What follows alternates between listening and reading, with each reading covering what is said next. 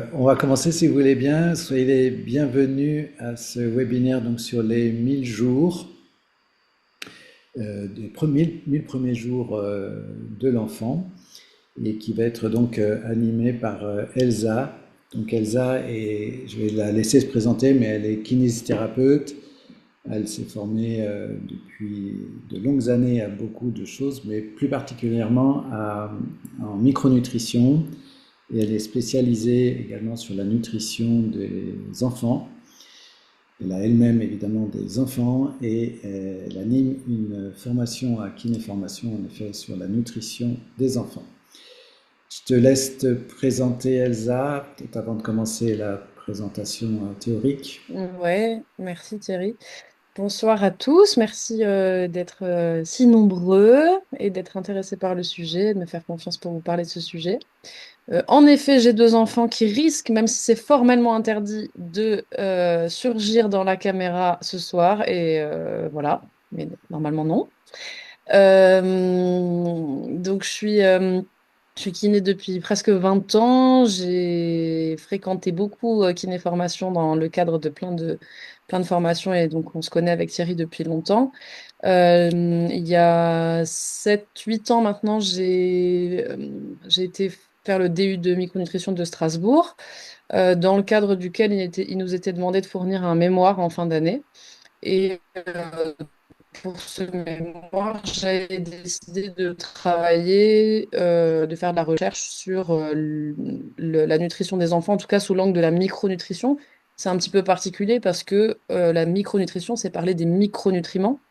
Donc ça a l'air un peu peut-être sorcier comme ça, mais ce que vous connaissez tous, les vitamines, les minéraux, les oméga 3, et comment on les intègre dans des conseils nutritionnels à destination des parents pour les enfants, pour les petits-enfants, parce que c'est particulier et que finalement on trouve assez peu de choses. En tout cas, à l'époque, on trouvait assez peu de choses.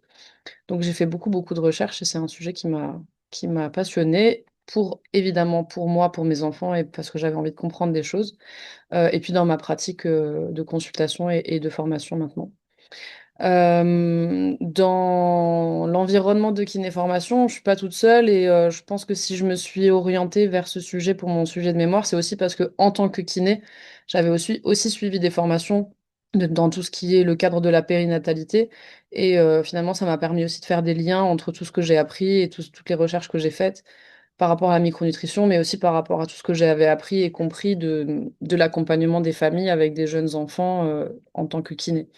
Donc c'est pour ça qu'on a choisi de vous parler de ce sujet ce soir, de faire un peu le lien entre tout ça et avec ce prisme particulier qui est cette fameuse période des 1000 jours, dont je vais vous parler un petit peu.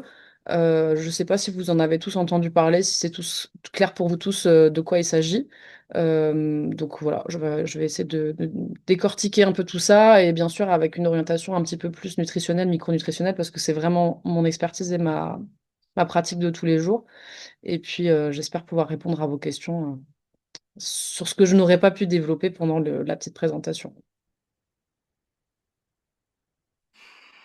Ok, on peut y aller. J'y vais, je partage. Ouais, Alors, j'espère que ça va marcher.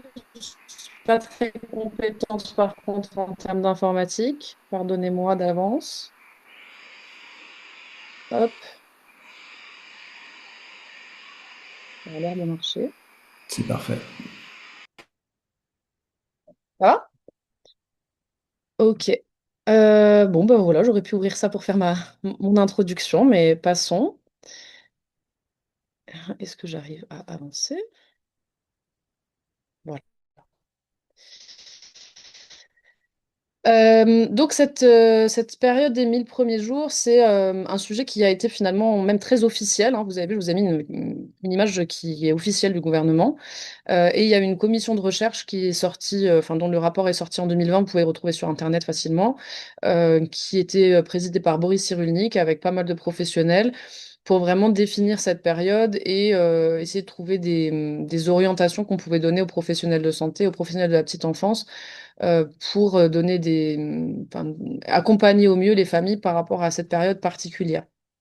Donc, cette période des 1000 jours, on l'a définie comme surtout une période de vulnérabilité ou, je préfère dire, une fenêtre d'opportunité pour mettre en place un certain nombre de systèmes qui sont, enfin, qui sont particuliers en train de se définir à cette période-là et qui vont avoir une incidence sur toute la vie future de la personne, donc le bébé et puis le futur adulte. Ce rapport de commission, si vous avez envie de le lire, vous verrez qu'il est quand même très axé sur le développement neuropsychologique et tout ce qui est les liens d'attachement qui se construisent beaucoup dans la petite enfance. Donc c'est très intéressant, mais finalement, moi, j'étais un peu déçue finalement quand il est sorti parce que j'attendais vraiment ce rapport. C'était à l'époque où je travaillais dessus et j'ai trouvé qu'il n'y avait pas grand-chose sur tout ce qui était psychomotricité, nutrition. C'était un peu décevant pour moi parce que c'est ce qui me passionne, mais ça n'empêche que c'est quand même intéressant de noter que c'est un véritable sujet officiel et pour lequel il y a des recommandations et de la recherche et des publications. Donc moi, j'ai plus envie de vous parler de ce qui, pour moi, est un peu moins présent dans ce rapport, mais qui est ce que vous faites tous les jours, en fait, la santé physique de vos patients et l'alimentation. Certainement que parmi vous, il y a déjà des gens qui donnent des conseils. Et en tout cas, moi, c'est vraiment mon quotidien. Donc, quand on parle des 1000 jours, en fait, on parle de la période de la grossesse et jusqu'aux 2 ans de l'enfant. C'est ça qui est défini dans ce que vous allez trouver aujourd'hui dans les publications les plus fréquentes. Moi, je dis toujours que c'est surtout un peu commercial comme titre, parce que ça tombe bien. Je vous ai mis là les 4 périodes avec le nombre de jours. Donc, si on compte grossesse plus les 2 ans de l'enfant, effectivement, ça tombe à peu près juste. On tomberait sur 1000 jours, et puis ça fait un compte rond, et c'est attractif comme ça quand on veut en parler de ce sujet. En réalité, par rapport au processus dont on parle là, euh, il paraît très logique d'intégrer aussi la préconception, puisqu'on sait que les deux gamètes qui vont former tout l'ADN du bébé à venir se forment dans le corps de la mère et du père à peu près pendant 90 jours. C'est pas tout à fait exact entre la spermatogénèse et la gamétogénèse féminine, c'est pas exactement le même chiffre, mais on aime bien arrondir à peu près à 3 mois.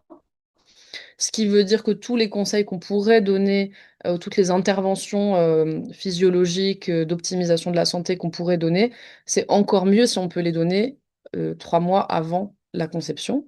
Donc, à ces 1000 jours, on peut décider arbitrairement d'ajouter 90 jours pré-conception.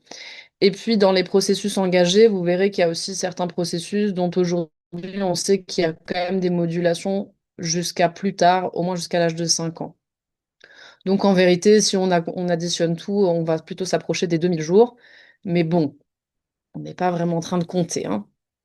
En tout cas, ce que je veux vous dire, c'est que dans la pratique et dans la compréhension des systèmes dont on va parler, c'est intéressant de se dire que on essaye de se pencher sur la question au moins 3 mois avant la conception, quand on peut, et que la fenêtre est ouverte, on va dire, jusqu'aux 3, 4, voire 5 ans de l'enfant. Donc justement, les systèmes qui sont impliqués, qui moi m'intéressent et ceux sur lesquels j'ai étudié et que je travaille dessus au quotidien, il y a les questions de la mise en place du système digestif, de la compétence digestive, la question de la compétence immunitaire, qui est une question très importante chez les enfants et dont on sait qu'elle va vraiment se répercuter sur la santé de l'adulte aussi derrière. Les compétences sociales, qui sont en lien donc, avec le développement psycho-affectif dont je parlais tout à l'heure, les capacités d'apprentissage et le développement neuropsy.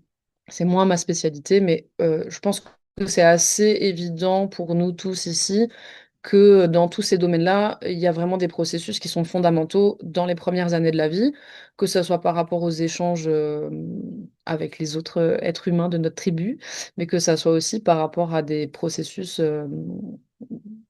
physiques, chimiques, biochimiques, voilà, physiologiques. Et en fait, ce qui va un peu regrouper tout ça, ce qui est le point commun avec tout ça, enfin, un gros point commun dont tout le monde a entendu parler, mais peut-être que vous n'avez pas tous fait le lien avec tous ces systèmes, c'est le microbiote intestinal.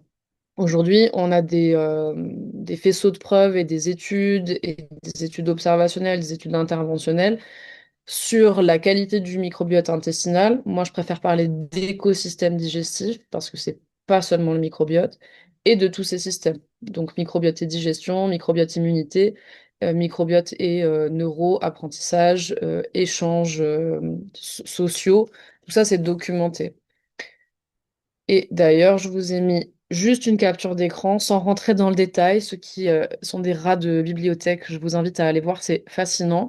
Si on cherche, je ne sais pas si vous voyez ma flèche, si on cherche dans PubMed juste microbiote et immunité, avec des filtres récents, de toute façon, vous voyez la progressivité des études, c'est vraiment des études récentes, c'est absolument exponentiel tout ce qui est publié. Et donc sur les 5 dernières années, on a 23 538 résultats.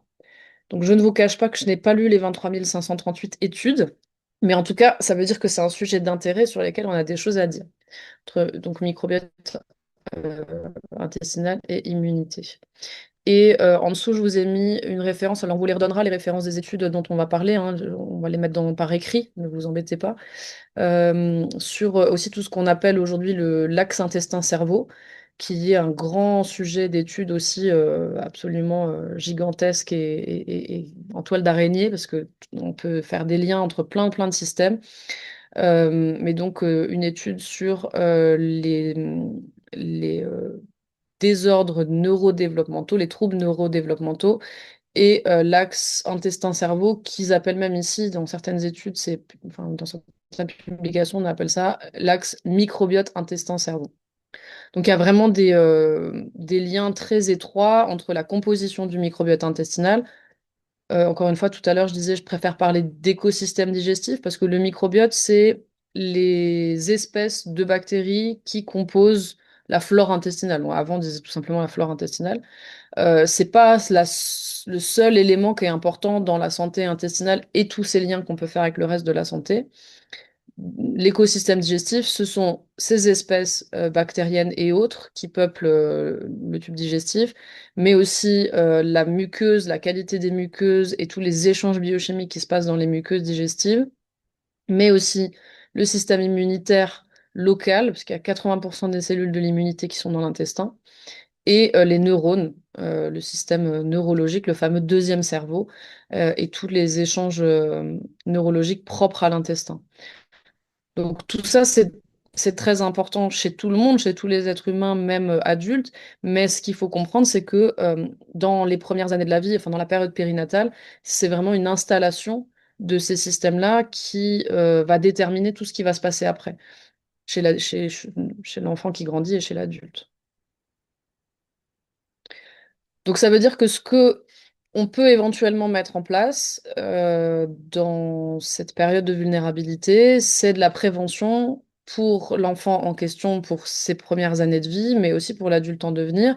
Alors, pour remettre un peu ça dans un contexte concret de votre vie de tous les jours, j'imagine que si vous êtes là ce soir, c'est aussi que vous vous sentez peut-être concerné personnellement, que vous êtes peut-être parent ou que vous prévoyez de l'être, mais vous êtes aussi des professionnels de santé qui voient des familles et des enfants régulièrement.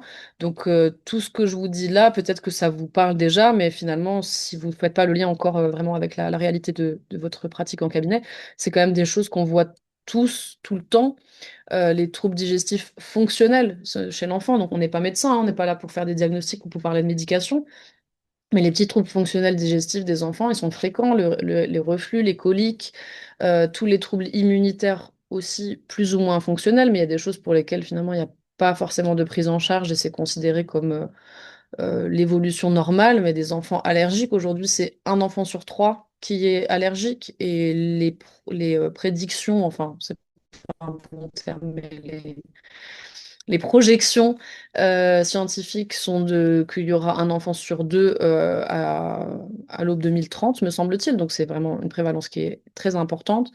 Les manifestations atopiques, l'asthme, tout ça, c'est aussi des désordres immunitaires. Les vulnérabilités immunitaires aussi, donc les enfants qui sont malades, infectés, virus, etc. Donc tout ça, ça veut dire que ce sont des pathologies ou des troubles fonctionnels auxquels on est confronté quotidiennement en tant que parent et en tant que professionnel de santé, et qui peuvent trouver leur source ou éventuellement des solutions dans cette question de mettre en place les bons systèmes, favoriser un bon écosystème digestif et favoriser des bons réflexes de santé pour l'organisme lui-même. Je vous ai mentionné aussi les troubles neurodéveloppementaux, donc, dont on entend de plus en plus parler chez l'enfant et aussi chez l'adulte. Quelque chose que j'ai observé personnellement, c'est que de plus en plus des gens enfin, des parents qui viennent en consultation chez moi en micronutrition, me racontent que, ils sont dépistés. Donc, les abréviations, pardon, hein, c'est peut-être pas clair. J'ai écrit TND, ça veut dire troubles neurodéveloppementaux, TSA, troubles du spectre autistique, et TDAH, vous connaissez, troubles du déficit de l'attention avec ou sans hyperactivité. On a aujourd'hui beaucoup d'adultes qui sont dépistés à l'âge adulte suite à des prises en charge de leurs enfants dans des centres de dépistage neuropsy pour lesquels il y a énormément d'attentes. Donc, c'est un peu le parcours du combattant d'être dépisté. Mais finalement, il y a beaucoup d'adultes qui sont dépistés tard parce qu'avant, c'était moins, on en parlait moins, tout simplement. Donc, c'est encore une fois faire le lien avec tout ce qu'on peut faire pendant que la fenêtre d'opportunité est ouverte. C'est la capitalisation pour la santé de l'adulte en devenir.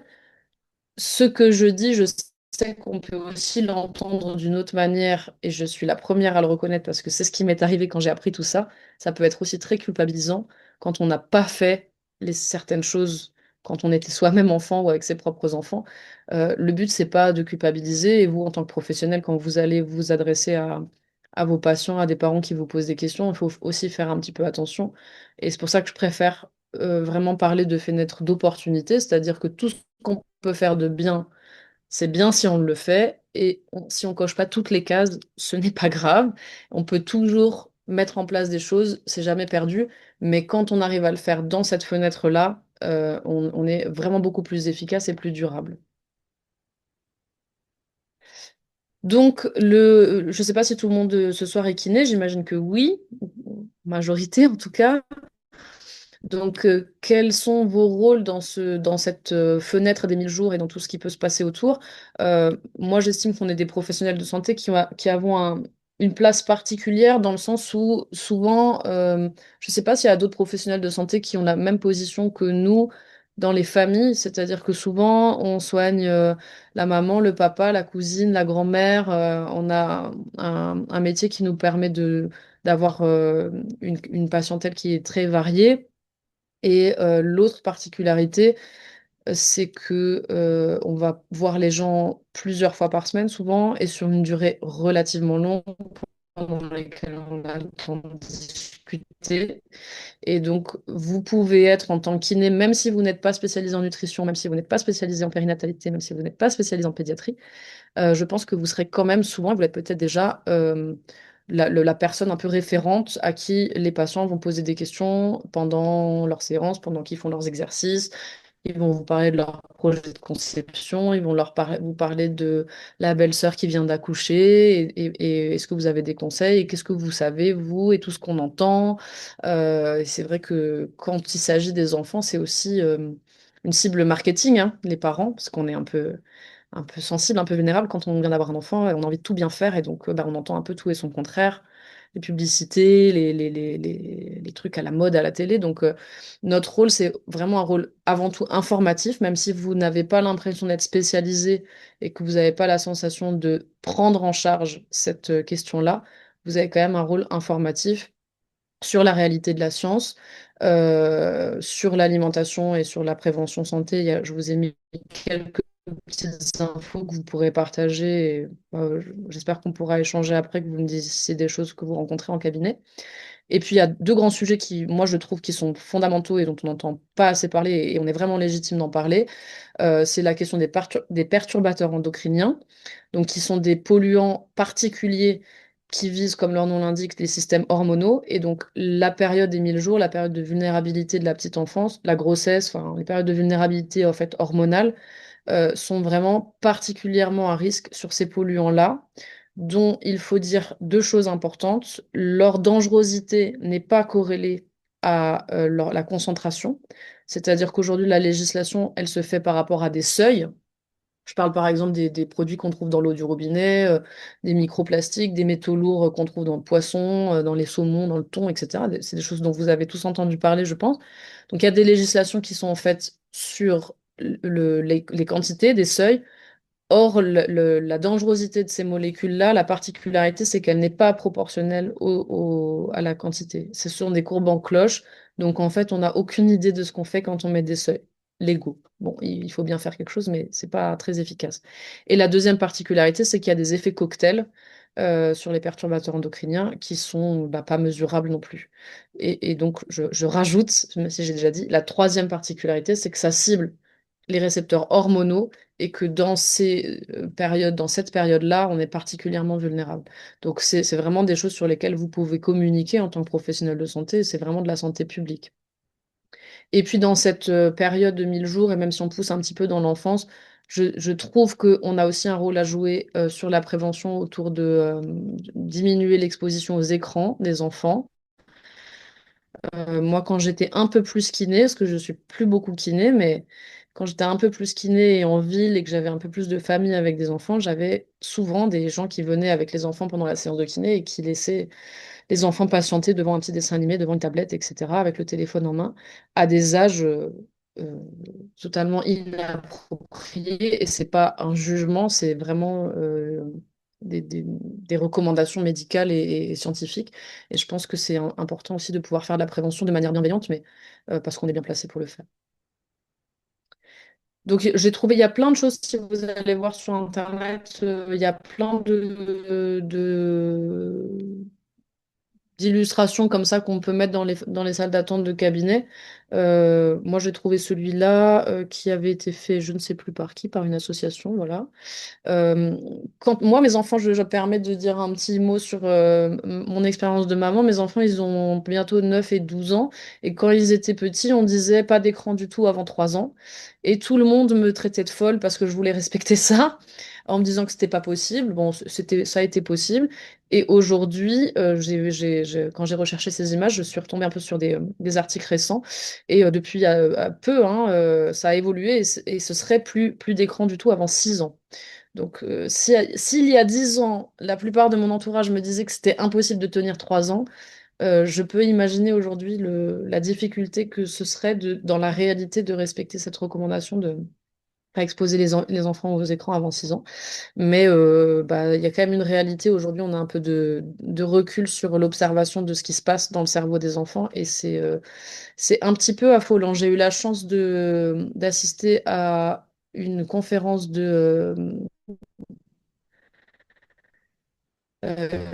j'ai oublié son prénom, je crois que c'est Michel Desmurger, celui qui a écrit La fabrique du crétin digital. Je sais pas si tu le connais, Thierry.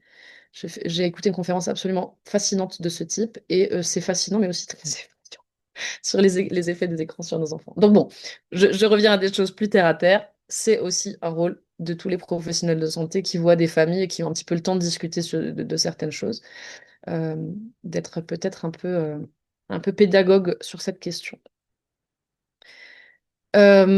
Sur les questions un petit peu plus de qu'est-ce qu'on pourrait proposer en séance, de qu'est-ce qu'on peut accompagner et comment dire, voilà, proposer vraiment des choses à l'intérieur d'une consultation en tant que professionnel de santé et de kiné. Il y a plein de choses qu'on peut aussi mettre en place autour de cette période de périnatalité, qui sont, à mon sens, complètement notre place en tant que kiné, même quand on est, entre guillemets, kiné généraliste. Donc accompagner et soutenir. Moi, j'ai vraiment un grand... ça me tient beaucoup à cœur la question de l'allaitement maternel, parce que justement, j'ai eu la chance de beaucoup étudier cette question et que toutes les découvertes que j'ai faites, elles étaient encore plus loin que ce que j'avais comme a priori positif. Donc, il y a vraiment plein de choses à dire de positif sur l'allaitement maternel. Et en tant que kiné, et professionnel de santé et accompagnant des familles, ça peut être aussi vraiment votre place d'être dans l'échange autour de ça et de soutenir, parce qu'il peut y avoir aussi des difficultés. Et tous les professionnels de santé ne sont pas bien formés autour de ça.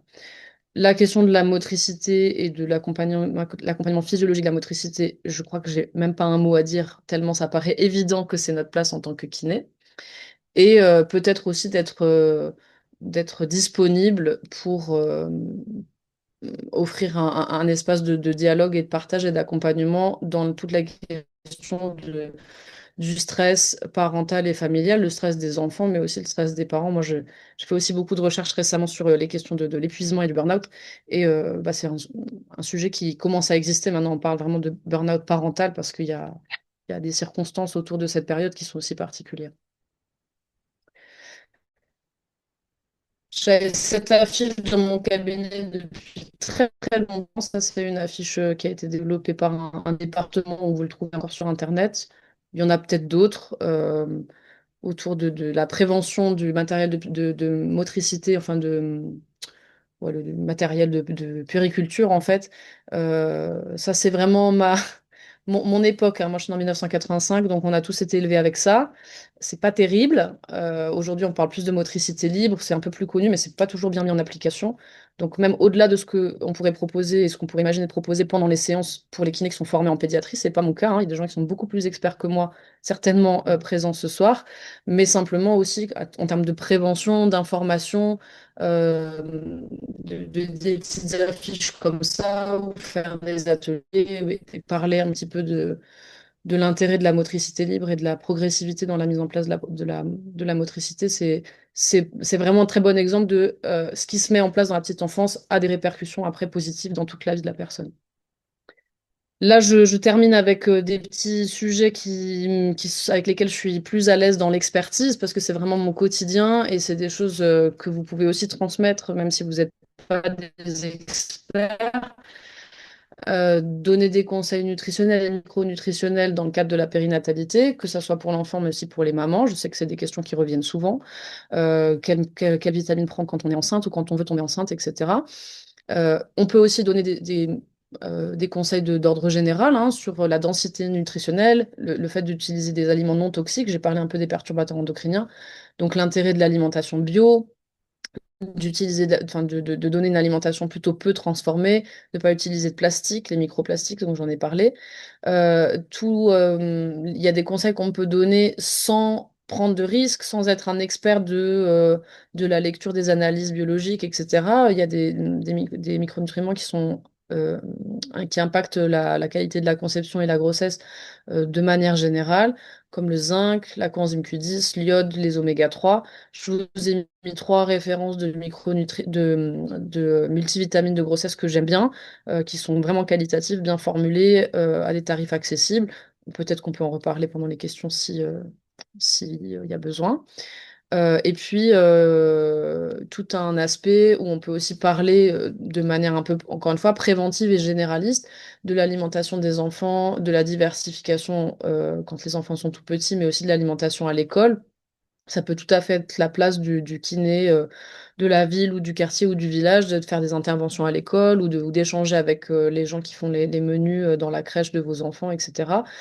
Trouver des stratégies pour manger moins sucré, connaître les dosages de protéines et comment on fait les calculs de protéines pour les enfants, orienter l'alimentation vers les bonnes graisses chez les enfants. On sous-estime énormément les besoins en graisse. On vous enverra aussi une étude hein, sur ça, les répartitions protéinées. C'est vraiment quelque chose qui est spécifique de l'alimentation moderne des enfants occidentaux.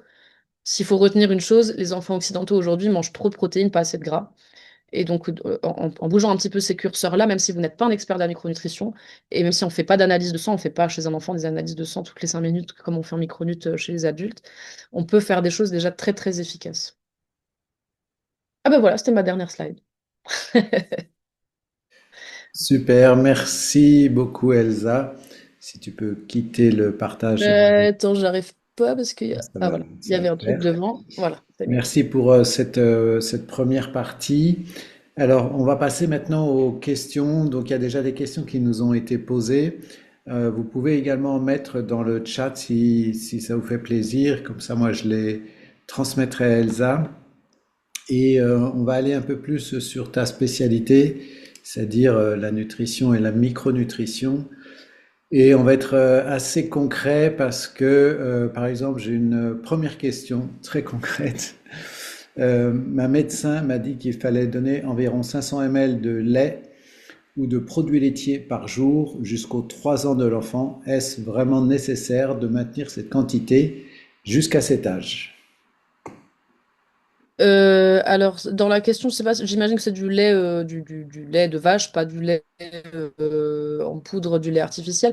La question de garder des laitages chez les enfants jusqu'à 3 ans, alors peut-être que je comprends mal, mais en tout cas, la question de consommer des laitages chez les enfants qui sont diversifiés, Moi, je suis pas forcément contre, je suis pas de la religion absolument sans laitage comme certains naturopathes, etc. Par contre, ce qui est certain, c'est que il y a énormément d'enfants, j'ai mentionné le nombre d'enfants allergiques, il y a énormément d'enfants qui sont allergiques aux protéines de lait de vache. Et quand je dis allergique, c'est la vraie allergie, hein, diagnostiquée par un allergologue. Ça concerne énormément d'enfants. Et quand les enfants sont diagnostiqués donc APLV, on leur enlève tous les laitages. Et ça ne gêne personne, médicalement parlant. Donc aujourd'hui, ma position, ce serait de dire que c'est pas indispensable. Sinon, les enfants APLV, ils auraient des problèmes de santé ou ils auraient des ordonnances pour avoir des produits. Voilà. Donc ça veut dire que nutritionnellement, il n'y a pas de besoin. Je suis pas forcément contre non plus, ça dépend de la qualité du laitage. Pour moi, l'intérêt des laitages dans l'alimentation diversifiée, en fait, c'est surtout d'apporter des matières grasses, parce que comme j'ai dit, les enfants, ils ont besoin de manger beaucoup de gras. Donc la matière grasse dans un laitage, sa qualité dépend de la qualité du laitage et de la qualité de de la nourriture de l'animal. Donc en fait, on est plus sur une question de quel type de produits laitiers on mange, comment on les source, si c'est un fromage blanc, un yaourt, etc. Il y a aussi la question de la fermentation, de est-ce que c'est un produit vivant, enfin voilà, c'est des questions qu'on peut approfondir. Mais dans l'absolu, il n'y a aucune raison de dire que c'est obligatoire, puisque c'est pas obligatoire chez tout le monde. Après, il y a la question de, comme elle parle de 3 ans, on peut aussi entendre de maintenir le lait artificiel, le biberon avec le lait en poudre, jusqu'à 3 ans, parce que ça, c'est une recommandation très franco-française. Les autres pays ne disent pas ça. Euh, J'avais fait des recherches sur ça quand j'ai créé ma formation et quand j'ai fait des recherches pour le DU et quand j'ai créé ma formation. Et puis, je suis allée revoir récemment pour voir un peu si ça avait bougé. Et bah, je suis toujours d'accord avec moi-même, à savoir que un lait spécifique pour moi est vraiment nécessaire. Enfin, c'est pas moi qui l'invente, hein, mais quand je fais le bilan de tout ce que je lis, qui n'est pas que français, un lait spécifique, donc si possible le lait maternel de la maman de cet enfant, mais quand c'est pas possible ou pas souhaité, un lait artificiel jusqu'à 12 mois. Au-delà de 12 mois, il n'y a pas de nécessité d'avoir un lait spécifique si un enfant n'est plus allaité. Si l'allaitement maternel peut être maintenu, évidemment, on l'arrête pas à 12 mois. Il n'y a pas de limite supérieure. Mais si l'allaitement maternel ne peut pas être maintenu, après 12 mois, il n'y a pas nécessité d'avoir un lait artificiel. Ça, c'est une recommandation purement française qui est basée sur la question des potentielles carences en fer chez les enfants. Mais pour moi, c'est une fausse réponse parce que le fer qu'on met dans le lait artificiel, il est ajouté dans des quantités et dans des qualités, dans des formes de fer qui sont pas du tout intéressantes. Donc pour moi, c'est pas un bon argument. D'autre part, comme dans la question, il y avait cet aspect produit laitier, mais là, on parle également de 500 ml par jour. Qu'est-ce que tu Ouais, penses? tu vois, j'ai même pas, enfin, comme moi, j'ai jamais donné un biberon à mes enfants, je me rends pas compte, mais ouais, 500 ml, c'est un demi-litre de lait Ouais. chez un enfant de 2 ans.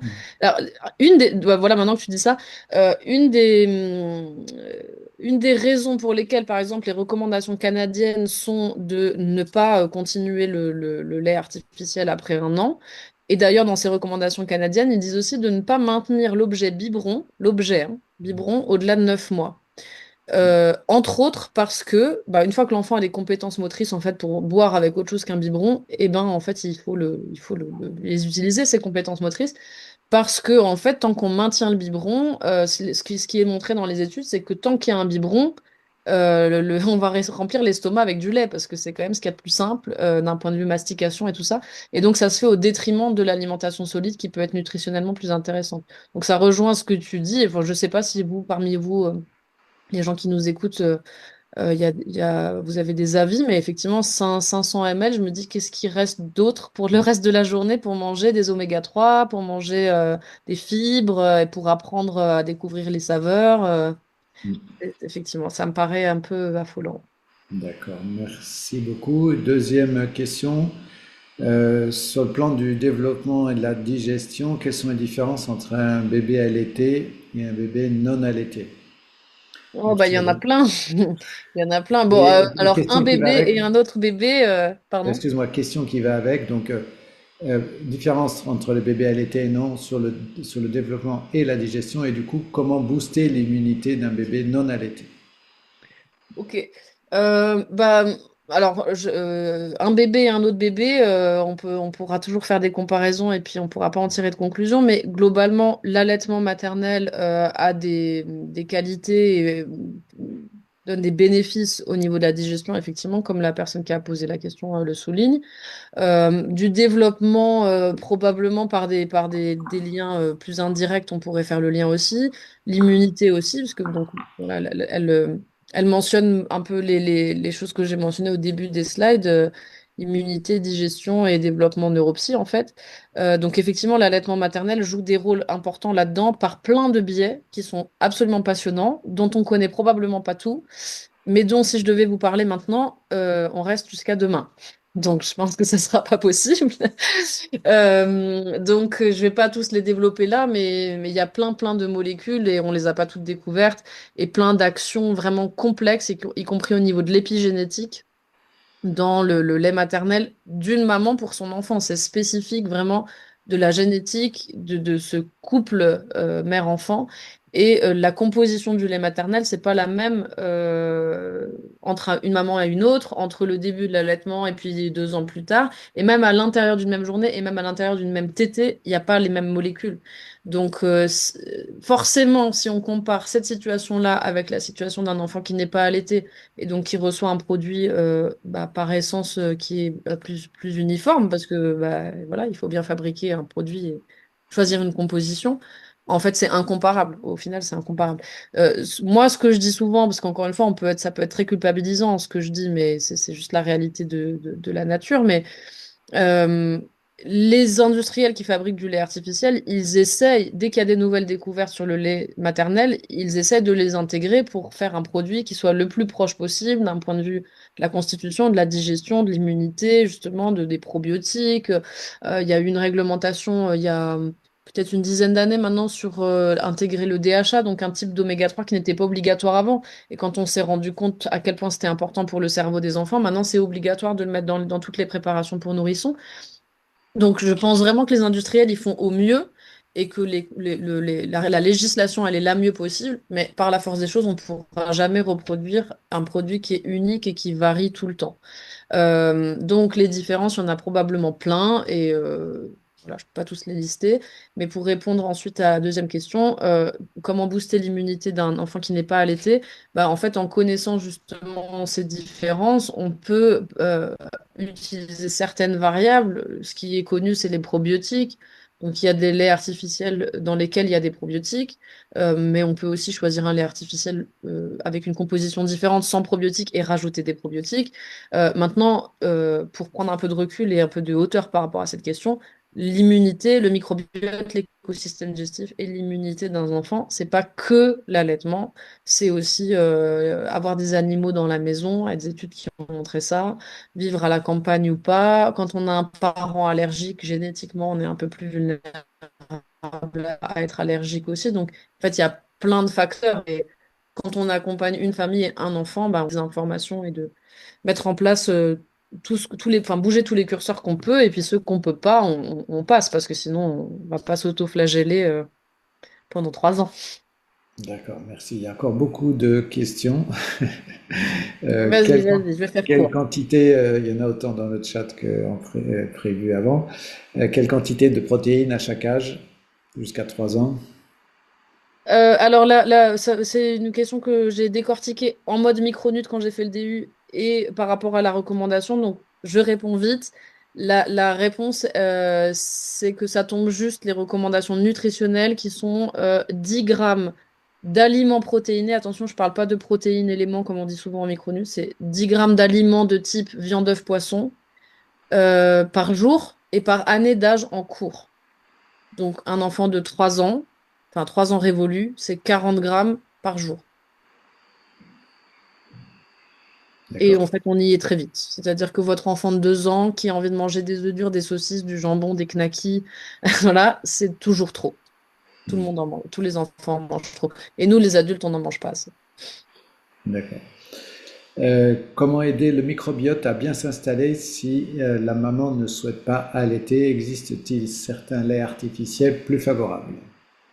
J'ai un peu répondu déjà. Le microbiote, c'est pas que enfin, Oui, le microbiote, c'est pas que le lait et il y a plein d'éléments dans le mode de naissance. Même maintenant, on sait qu'il y a un microbiote placentaire, donc il y a même des choses qui se passent pendant la grossesse, alors qu'avant, on disait que se passait rien.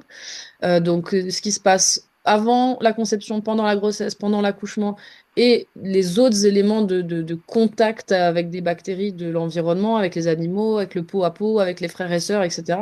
C'est aussi des éléments de mise en place du microbiote digestif. Il n'y a pas que l'allaitement. Et donc, bah, si la maman n'allaite pas, bah, effectivement, on peut apporter des probiotiques, des prébiotiques, et on peut travailler un peu sur d'autres choses de l'environnement. Super. Du coup, pour aller un petit peu plus loin sur ce que tu viens de dire, quels conseils, quels probiotiques peut-on conseiller à des bébés qui sont donc nés par césarienne? Alors, je ne saurais pas vous dire les souches là comme ça au débeauté, mais il y a forcément des gens qui ont étudié la question des labos qui doivent vendre des probiotiques. Enfin, il y a des probiotiques et des souches pour bébés, donc il y a certainement des choses qui ont été étudiées. Moi, ce dont je me souviens et je suis allée chercher pour voir s'il y avait déjà eu des publications. Je vous ai mis enfin Thierry est devant l'étude, donc ils vous les enverront hein, pour tous ceux qui sont inscrits ce soir. Il y a une étude, enfin plusieurs études très intéressantes sur les techniques de ce qu'on appelle de réensemencement. Donc, c'est pas utiliser des probiotiques, c'est utiliser vraiment les bactéries de la sphère périnéale de la mère et qu'on applique avec une gaze sur le visage du bébé après la naissance pour reproduire en fait ce qui se serait passé si l'enfant avait été passé par les voies naturelles. Et donc, il y a des études qui sont très prometteuses. C'est très intéressant ce qui est découvert pour l'instant, mais ils vont continuer de suivre les cohortes jusqu'à l'âge adulte des enfants. Donc, on pourra certainement continuer à lire les publications et découvrir des trucs super intéressants sur les impacts que ça a à distance. Donc, c'est pour moi le truc plus dingue et le plus prometteur pour les enfants qui sont nés par césarienne. Mais je préfère le dire parce qu'il y a toujours des gens qui sont un peu cow-boys. C'est fait dans le cadre d'études, donc c'est fait dans des bonnes conditions. Il faut quand même surveiller. Il y a des gens qui font ça, des mamans et des parents qui décident de faire ça un peu sous le manteau quand il y a une césarienne et qu'ils n'avaient pas trop envie d'avoir une césarienne et qui, bon, c'est artisanal, on peut faire ça très bien, hein, avec une petite gaz, et puis voilà. Juste, un truc qui est très important, c'est que parfois, la cause de la césarienne, c'est une infection de la sphère périnéale de la maman, c'est typiquement du strepto B, c'est quand même assez fréquent et c'est grave. Et donc, on ne s'amuse pas à badigeonner du strepto sur son bébé nouveau-né. Parce que la micronutritionniste de Kinéformation, elle a dit un truc un mardi soir une fois. Et un autre sujet qui est moins grave, mais pour moi, je trouve que c'est quand même assez important. Et on en parle moins, en tout cas, médicalement, on en parle moins, mais nous, chez nous, on en parle, c'est la candidose. Il y a plein de mamans en fin de grossesse qui ont des candidoses vaginales. Et est-ce que c'est vraiment judicieux de tartiner son bébé avec du candida albicans quand on est en train d'ensemencer son tube digestif? Je pose la question. D'accord, merci beaucoup. Autre question assez concrète. Dans le cas d'une cassure de poids d'un enfant de 9 mois allaité, peut-on optimiser l'alimentation de la maman pour favoriser une prise de poids de l'enfant? Et si oui, par quels moyens? C'est une bonne question. Alors, pour le coup, pour avoir une petite fille qui a été hospitalisée, la mienne, à 9 mois et qui a cassé vraiment fort sa courbe de poids, juste un conseil de maman à maman, ça peut être très inquiétant. Ça remonte très doucement. Un enfant, il va chuter son poids beaucoup plus vite qu'il va le reprendre. Donc, voilà, ça, c'est une réalité. Après, oui, la composition du lait maternel, elle est optimisée en termes nutritionnels. Ça, c'est génétique, c'est-à-dire que le corps d'un mammifère sait combien il faut mettre de glucides, de lipides, etc.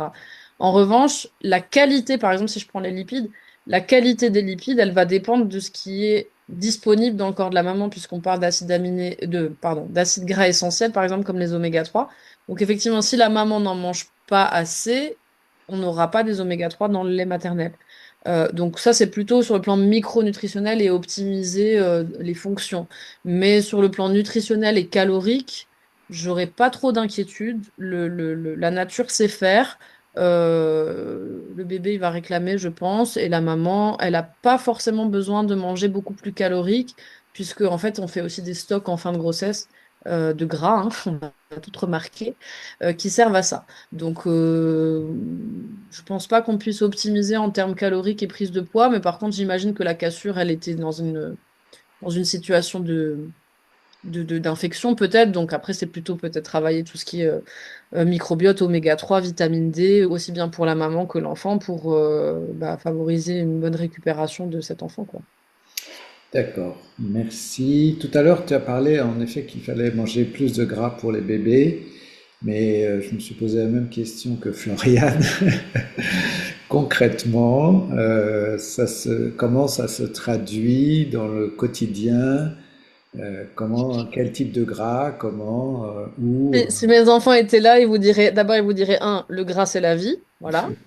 Il faut tous avoir fait un DU de micronutrition pour dire cette phrase. Et deux, mais maman, on lèche les assiettes. Alors, voilà. Mon modèle éducatif, c'est je ne mets pas dans le lave-vaisselle mon huile à 14 euros la bouteille, donc tu vas lécher ton assiette, mon chéri. Voilà. Donc, non, concrètement, dans la diversification, en fait, c'est surtout quand les enfants sont petits que c'est difficile parce qu'ils mangent pas des grandes quantités. Donc, en fait, il faut vraiment être attentif à se dire est-ce que j'ai du gras? Donc déjà, c'est l'huile, hein. C'est avoir des huiles type, voilà, ce que je crois que tu les conseilles aussi en viscéral, Thierry, les Mm. quintessences, Ouais. quintuor, etc. En fait, c'est des réflexes dès que l'enfant est diversifié, dans la petite compote, dans la petite purée, machin, une petite cuillère à café d'huile crue, hein, je précise. Ces huiles-là, c'est à consommer crue. Donc même si l'assiette est chaude, elle n'est pas à 100 degrés quand vous donnez à votre bébé. Donc c'est OK, mais il faut pas cuire avec cette huile. Et l'huile, une fois qu'elle est ouverte, on la range au frigo et on la consomme sous 4 semaines. Donc un bébé, il n'en mange pas beaucoup, mais toute la famille peut en manger. Donc ça, normalement, ça doit descendre vite. Si vous avez une bouteille de quintessence qui est ouverte depuis que vous avez fait Viscéral 1 en 2003, vous la jetez. Il faut en acheter une autre. Et il faut la manger plus vite. Donc l'huile, c'est une première technique. Moi, j'aime bien conseiller les oléagineux, mais évidemment, tout ce qui est noisettes, amandes, etc., avant l'âge de 3 ans, on ne donne pas pour des risques d'étouffement. Mais on peut les trouver sous forme de purée, purée d'amandes, de beurre de cacahuète, etc., qui se mélangent bien dans les compotes, par exemple, ou pour ceux qui font la diversification menée par l'enfant, des petites tartines ou des petits quartiers de pommes avec un peu de purée d'amandes dessus. Attention juste, les oléagineux sont assez allergisants. Donc, d'abord, on varie. On donne pas que de l'amande 15 fois par jour pendant 3 ans. C'est pour ça il y a amande, il y a noisette, il y a pistache. Vous pouvez faire tout goûter et varier. Et puis, être attentif. Quand c'est la première présentation, on est attentif parce que c'est quand même un motif d'allergisation, hein, les oléagineux. Après, moi, j'aime bien l'avocat. Là, c'est la saison. L'avocat, les enfants, ils adorent. En DME, c'est magnifique, l'avocat. Et puis sinon, genre de voilà, guacamole, des petits purées, tout ça. Il y a les laitages, effectivement, pour les parents qui décident de donner des laitages de vache. Bah, alors, on choisit le laitage le plus gras possible. Dédicace à mes amis alsaciens, Bibeleskes, c'est 60% de matière grasse. Non, je sais pas combien c'est, mais c'est beaucoup. On n'achète surtout pas des produits allégés pour les enfants, surtout pas de yaourt 0%, surtout pas de skyr, là, hyper protéiné. Maintenant, c'est la mode pour tout le monde. Ça, c'est pas pour les enfants, hein. Les enfants, ils doivent manger des produits crémeux, gras. Euh, voilà. Après, il y a un petit peu les poissons gras qui apportent des oméga 3, mais là, ça va dans la catégorie viande, œuf, poisson, donc modérément en quantité. Euh, voilà. J'ai pas mal comme source de gras. D'accord. Oui, oui, très bien, merci beaucoup. Je reviens quand même sur une question. Après, on a encore deux questions très très concrètes et intéressantes, mais je reviens sur une question précédente qui finalement n'a peut-être pas été, la personne n'a peut-être pas eu la réponse qu'elle souhaitait, et moi non plus d'ailleurs. C'est Ah, concernant les probiotiques hmm, en cas de césarienne. ouais. Tu as fait référence à une étude. Simplement, si je vais à la pharmacie et que je dis, tiens, peux me donner les probiotiques de l'étude, je ne sais pas bien ce qu'elle va me Ah donner. non, alors, non, non, parce que, en fait, pardon, je me suis peut-être mal exprimée. L'étude que j'ai référencée, que vous allez recevoir, c'est l'étude sur le réensemencement. D'accord. Donc, c'est pas l'utilisation de probiotiques, hein, Ok. c'est la méthode Ok. artisanale. Après, les probiotiques, en fait, moi, si quelqu'un pose la question en consultation, je vais pas forcément dire parce que votre bébé est né par césarienne, il faut lui donner des probiotiques.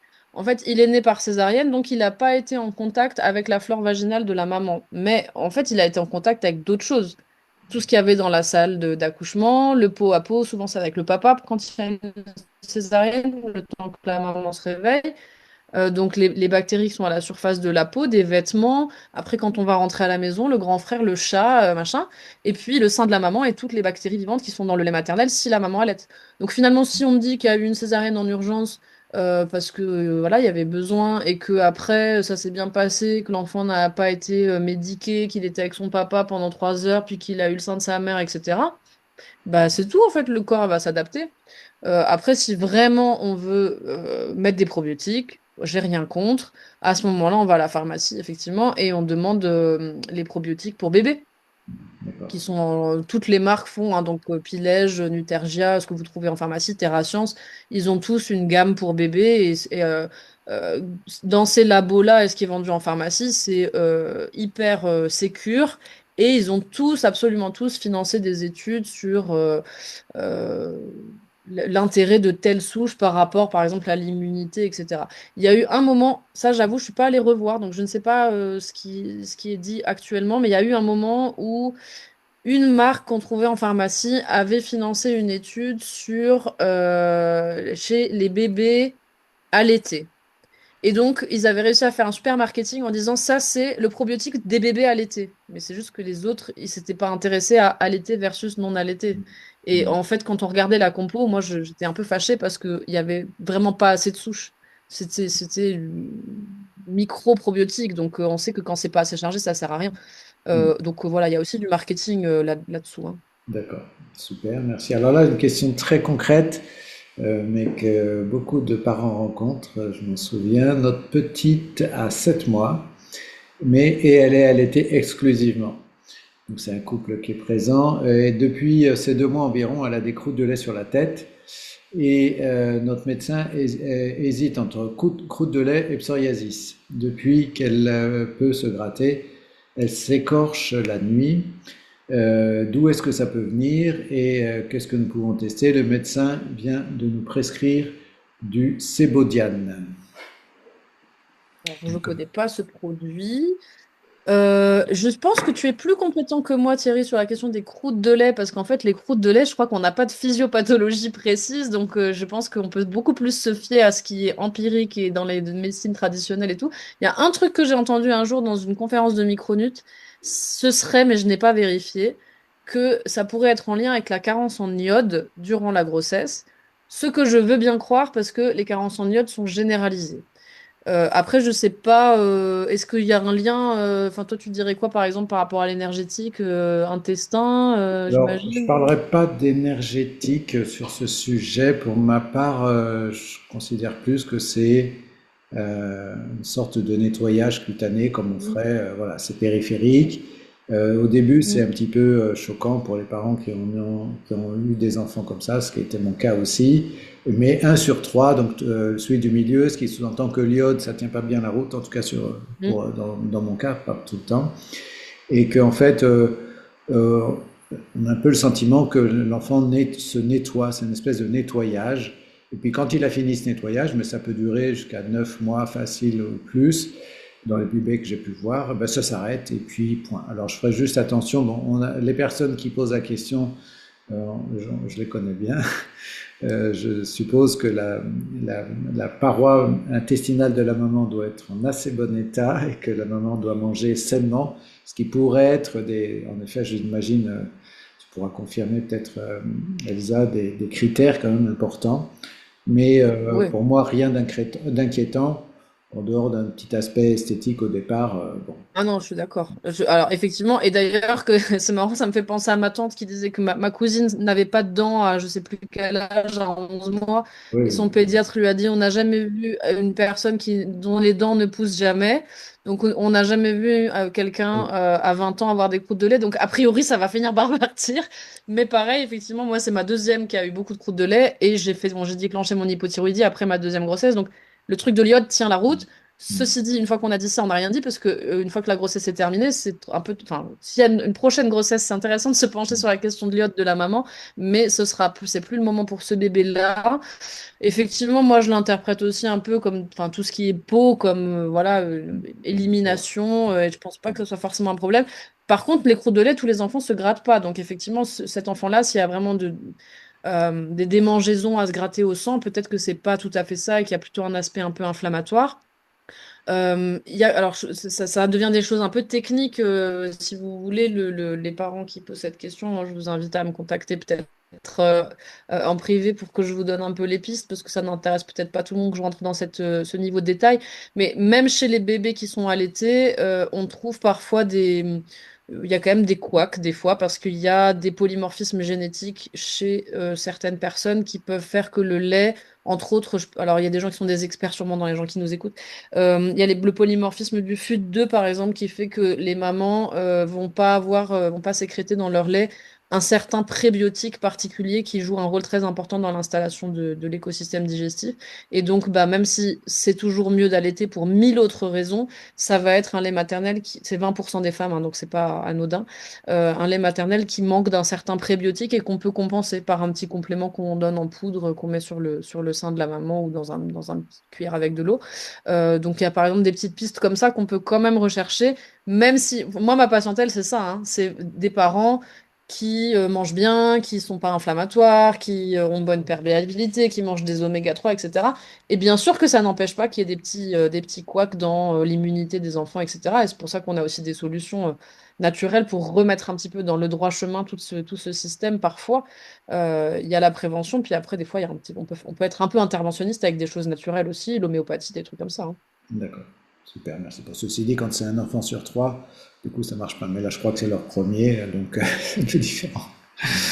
Juste autre question encore très technique, mais très intéressante. On m'a conseillé de mettre de l'huile de coco sur les mamelons parce qu'il y a douleur et suspicion de candidose. Est-ce que Mm. je dois nettoyer avant de faire téter mon bébé qui a 1 mois? Et sinon, quel traitement est conseillé pour la candidose? Dans la question, j'ai un peu le sentiment que je n'ai pas sûr que la candidose soit diagnostiquée, malgré tout. Mm. Bah, parce que c'est tellement fréquent comme lésion des seins de maman allaitante Mm. que effectivement sûrement un diagnostic par défaut. Je crois pas je crois pas qu'on fasse de prélèvement pour analyser. C'est quand même assez typique Mm. comme manifestation. Ouais. Et c'est un bon conseil. L'huile de coco, c'est un antifongique naturel. Il faut l'acheter en magasin bio dans un pot en verre pour les perturbateurs endocriniens, non désodorisé. Voilà, et il n'y a aucun souci pour que le bébé il mette dans sa bouche directement. L'huile de coco, c'est antifongique aussi dans son tube digestif, donc c'est magnifique. Et c'est de la matière grasse, on appelle ça des triglycérides à chaîne moyenne, une forme d'acide gras qui est très intéressant sur le plan énergétique. Donc il y a zéro problème pour qu'un enfant l'avale, quoi. Le problème, après, c'est pour répondre à la deuxième partie de la question, en gros, comment on se débarrasse d'une mycose mammaire quand on allait, eh ben, c'est particulièrement compliqué, enfin, difficile parce qu'en fait, il y a des réinfestations tout le temps. C'est-à-dire que souvent, on va avoir un petit triptyque de mycose vaginale qui s'est transmise à l'enfant au moment de la naissance. L'enfant a dégluti et donc il a colonisé son système digestif avec du candida, système digestif dans son intégralité, mais y compris la bouche. La maman, elle a de la candidose sur la peau au niveau du mamelon, et si le mamelon il est un petit peu irrité, des fois il y a des petites lésions, des petites gerçures au début de l'allaitement, et donc bah, c'est colonisé par le candida. Et donc on soigne le mamelon, mais en fait il y en a encore dans la bouche de l'enfant, donc ça recolonise, etc. Donc c'est vraiment la problématique de la candidose, la même que dont toi tu parles en viscéral, de la candidose digestive, c'est la même chose, c'est toujours pareil, c'est que le candida, il se développe parce qu'on lui laisse la place. Donc il faut des stratégies pour ensemencer ou recoloniser la peau, l'intestin, mais en fait là on est en train de parler de la peau de la maman, de la bouche du bébé, et tout ça, ça prend sa source dans l'intestin de la maman et du bébé. Donc, comme ça, conseil de première intention, l'huile de coco, c'est bien. Prendre des probiotiques spécifiques anti-candida pour la maman par voie orale. Donc, il y a le Saccharomyces boulardii qui est connu, qui est une levure. Et puis, sinon, les probiotiques Lactivian CND, par exemple. Euh, voilà, pour traiter un peu la candidose digestive. Il y a aussi des petites techniques en homéo. Il y a des applications, je ne connais pas par cœur, malheureusement, là, je ne pourrais pas vous dire au débeauté comme ça, mais on peut faire des espèces d'infusions qu'on peut utiliser pour traiter les lésions, etc. A priori, de ce que j'ai entendu, l'homéopathie marche bien. Mais voilà, l'idée, c'est d'utiliser des actifs antifongiques. Les médecins ont les leurs, mais l'huile de coco, c'est très bien. Mais aussi de vraiment penser à remettre des bonnes bactéries dans la zone. Et ces bonnes bactéries, il faut qu'elles aient à manger.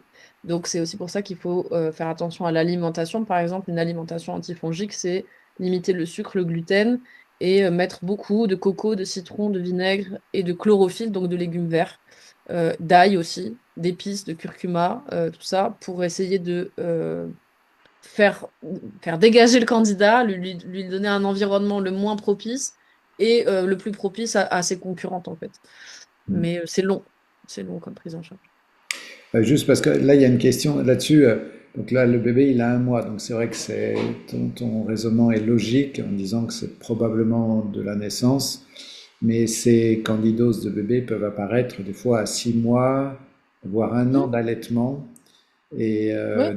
du coup, est-ce que ça tient toujours la route, le raisonnement, c'est la contamination au moment de la naissance? Ou est-ce que c'est parce que j'ai mis des Ça compresses? tient Est-ce que toujours la route, mais je vais vous dire à tous. Ah non, ah, en fait, voilà, ça tient toujours la route, mais ce que j'allais dire, c'est que de toute façon, à l'instant T, est-ce que c'est vraiment la peine de se torturer le cerveau avec qu'est-ce qu'on a mal fait? Voilà, maintenant on est là. De toute façon, pour tout le monde, le candidat, c'est un hôte normal, hein. Tout le monde a du Hmm. candidat sur la peau, dans l'intestin, au niveau vaginal, on en a tous, comme le staphylocoque doré, on en a tous sur la peau, mais on n'est pas infecté. Donc le candidat, la particularité, c'est que c'est un champignon, ça veut dire que tout ce qui attaque les bactéries ne le touche pas, ça c'est quand même spécifique, et que c'est un colonisateur. Donc, par exemple, si un bébé qui développe une candidose buccale à 6 mois, il peut très bien avoir été très bien jusqu'à 6 mois et avoir eu besoin d'un petit antibio pour un truc ORL, par exemple. Et donc, il va développer une candidose parce que dans sa bouche, il y avait de tout. L'antibio va faire baisser les bactéries, les bifidos et les lactos, et flamber le candidat. Et donc, c'est pas du tout par rapport à ce qui s'est passé il y a 6 mois, c'est par rapport à un événement là. Et cet événement, antibiothérapie, c'est une chose, mais ça peut être aussi un événement de stress, une petite infection, euh, pas ORL, mais gastro, par exemple, qui va perturber un peu l'écosystème. Donc, c'est pour ça aussi que cette histoire de fenêtre, je reviens un peu sur le sujet global de la soirée, cette fenêtre d'opportunité, elle est fluide aussi à l'intérieur de la fenêtre. C'est-à-dire que c'est pas parce que avant la conception, j'ai tout bien fait, à la naissance, j'ai tout bien fait, à ces 1 mois, j'ai tout bien fait.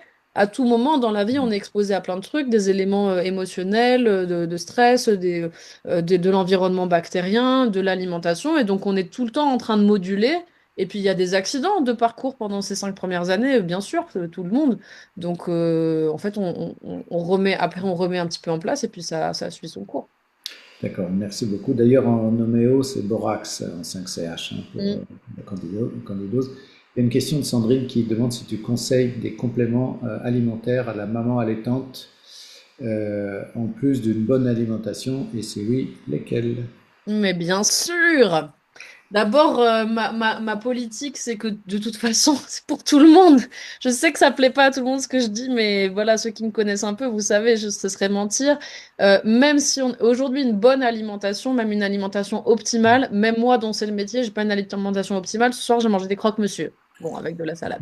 Mais voilà. Donc, on vit dans le vrai monde, hein. Donc, une alimentation optimale, c'est jamais vraiment parfait. Et même si on faisait tout parfait, aujourd'hui, on n'a plus assez de nutriments dans notre alimentation pour couvrir tous nos besoins. Parce que d'abord, le nombre de nutriments, enfin la quantité de nutriments a baissé à cause des méthodes agricoles.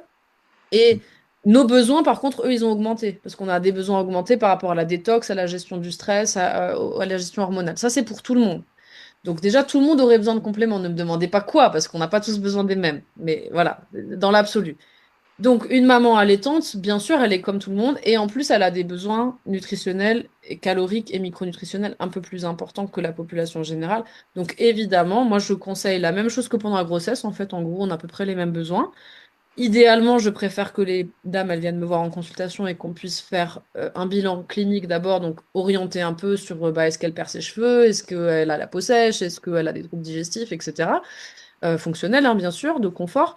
Et ensuite faire des analyses biologiques. Et sur ces analyses biologiques, on va pouvoir cibler vraiment et dire, tiens, est-ce qu'elle a vraiment une énorme carence en B9, en fer, en iode?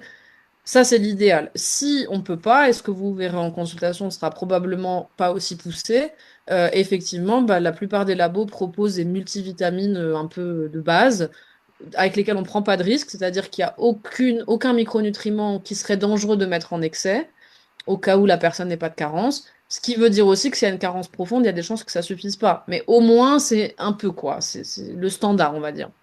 Donc, c'est ce que j'ai mis dans la presse. Moi, je conseille vraiment celui avec lequel je travaille le plus. C'est pas pour faire de la pub, hein, je vais pas commissionner.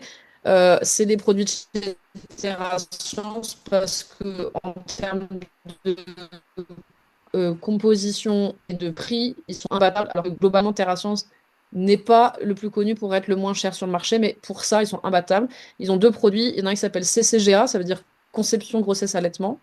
Euh, et la même chose qui s'appelle grossesse fer, c'est exactement le même produit, mais avec du fer, ce qui permet déjà de choisir avec ou sans fer, parce que ça, on le sait qu'il ne faut pas donner de fer à quelqu'un qui n'est pas carencé.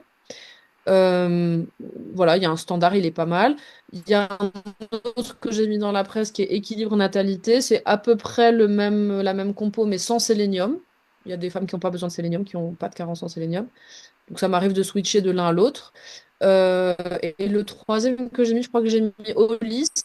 J'utilise un peu moins, mais je sais qu'il y a beaucoup de femmes qui m'en parlent, parce qu'elles font de la pub sur les réseaux sociaux et tout. Et j'ai regardé leur compo, elle est bien. Voilà, globalement, par contre, ce que vous achetez en pharmacie, comment ça s'appelle, quelqu'un va me dire peut-être Ginestrel, un truc comme ça, là, un truc qui finit en L. C'est nul. Ginefam, qui est pas mal dans la compo, c'est bourré d'adjuvants. La pharmacie, c'est quand même souvent pas idéal et c'est souvent plus cher en plus. D'accord, super, merci beaucoup Elsa. Euh, je crois qu'on est arrivé en tout cas au bout à peu près des questions. Dites-moi si c'est vrai ou pas, s'il y avait d'autres questions ou des points sur lesquels on n'aurait pas répondu complètement. Il nous reste encore quelques minutes, bien que Bon, la connexion d'Elsa commence à fatiguer un peu, mais oui, je crois que tu voulais intervenir, Anne-Sophie, c'est ça? oui, bonsoir. La première question, c'était de moi Non, il y a des petites phases comme ça. par Vas-y. rapport aux 500 millilitres de Ah lait oui. par jour. C'est ma médecin qui m'a dit ça. Alors moi, j'ai fait un allaitement exclusif et du coup, elle m'a dit, mais maintenant, tu dois donner du lait. Et j'ai dit, mais en fait, elle a assez de produits laitiers, je veux pas donner du lait. Mais pourquoi tu veux pas donner du lait? Essayez ça. Et en France, je sais que tout le monde dit ça. Et alors toi, tu me dis, c'est pas nécessaire de donner du lait. Non. Non. Bah, en fait, c'est pas nécessaire. Après, on peut se débattre de ça pendant longtemps sur les Ouais. opinions, les sources, etc. Mais ce qu'on peut répondre à un médecin qui a cette certitude-là, c'est et qu'est-ce que vous faites avec les enfants allergiques aux produits aux protéines de lait de vache alors? Je sais pas, elle me Posez-lui dit ça cette par rapport au question et puis lui, qu'est-ce calcium. qu'elle va répondre? Mais Ouais, non. je t'avoue, Voilà. je comprends pas non plus parce qu'en Allemagne, on dit pas ça. Et du coup, moi, maintenant, il faut, parce que j'ai commencé un petit peu, il faut que je la déshabitue un petit peu au lait. Et là, je coupe le lait avec de l'eau. Alors, je sais pas trop si c'est pas grave. C'est pas grave et puis effectivement ça va la déshabituer peut-être. Le problème c'est le volume parce que si tu coupes avec de l'eau et tu continues à donner des grands volumes, c'est ce qu'on disait tout à l'heure, ça remplit aussi l'estomac et ça empêche l'enfant d'aller vers des aliments nutritionnellement plus Ouais. intéressants et plus riches. Donc Ok. bah, après c'est des adaptations à faire avec chaque enfant et avec tout le rapport émotionnel et affectif à la nourriture. Mais en tout cas, je pense que moi enfin je dis souvent il faut un peu lâcher prise avec les injonctions, mais même les miennes, hein. Donc moi, je dis des trucs, mais vous prenez ce que vous voulez dans ce que je raconte. Ok. Chaque enfant, chaque famille, vous avez vos valeurs, vos standards, la recette de la grand-mère, le pays dont vous venez, etc., vos recettes. Et faut être un petit peu cool avec ça. Mais je relève ce que tu dis. Je connais pas les recommandations en Allemagne, mais en tout cas, ces recommandations de lait et surtout de lait artificiel jusqu'à 3 ans, c'est vraiment très français, hein. Il y a dans les autres Oui, pays oui, je suis de d'accord. la même culture, hein, européenne et nord-américaine, on dit pas ça du tout, hein. Ok. Merci beaucoup. Merci beaucoup. Est-ce qu'il y avait d'autres questions? Non, ça va? Bon. Ils sont tous fatigués. Ils vont aller faire leur salade à l'huile quintessence. C'est ça, c'est ça, c'est ça. Bon, j'espère que on a pu apporter quelques réponses à vos questions, à vos questionnements, et que vous pourrez comme ça les utiliser judicieusement, soit pour vous, soit pour vos enfants, soit pour les enfants de votre cabinet ou de vos proches. C'est un sujet évidemment éternel et, comme on vient de le voir, assez discuté, discutable, mais qui mérite au moins d'être mis sur le tapis. Elsa se tient de toute façon à votre disposition pour pouvoir répondre ultérieurement à d'autres questions. On